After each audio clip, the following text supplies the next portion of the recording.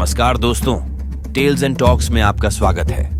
आज के एपिसोड में हम देखेंगे इंडस वैली सभ्यता, जिसकी शुरुआत लगभग 5000 साल पहले हुई थी। 1920 में आर्कियोलॉजिस्ट जॉन मार्शल ने इस सभ्यता के अवशेषों को पाकिस्तान में खोजा, जिसकी खोज खुदाई के दौरान हुई।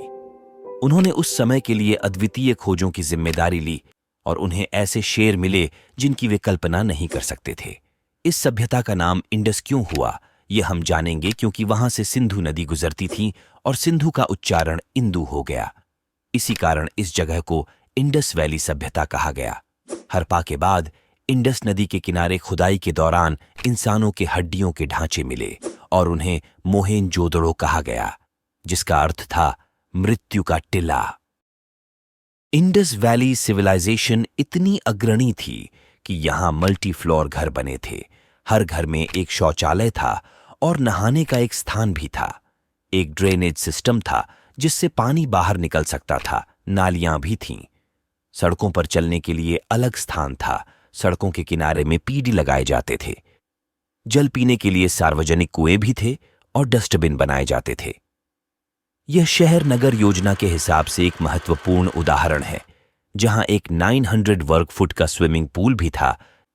इस शहर में कुछ खजानेदार मिले, जिनसे पता चला कि यह एक ऐसी सभ्यता है जिसको कोई नहीं जानता था। इस सभ्यता की भाषाएं अब तक डिकोड नहीं की गई हैं, जिससे ब्रह्मांड के बारे में नए रहस्य सामने आ सकते हैं।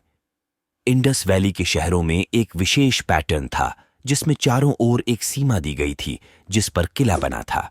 इस सभ्यता की एक खास बात यह है कि इसमें कोई भी धार्मिक स्थल, मंदिर, मस्जिद या कुछ भी नहीं मिला। इस सभ्यता के अंत होने का कारण यह सुझाता है कि वहां की नदियां सूख गई होंगी और लोग अलग जगह माइग्रेट करने पर मजबूर होंगे, ऐसा लगता है, या फिर कोई बीमारी आई होगी जिससे यह समृद्धि और विकास से भरा शहर पूरी तरह समाप्त हो गया होगा। एक सिद्धांत में कहा गया है कि इसने एक बड़ी बाढ़ से डूब जाने का सामना किया, लेकिन अब तक इसका कोई स्थिर सबूत नहीं मिला है और वैज्ञानिक इसकी खोज और सिद्धांतों पर काम कर रहे हैं।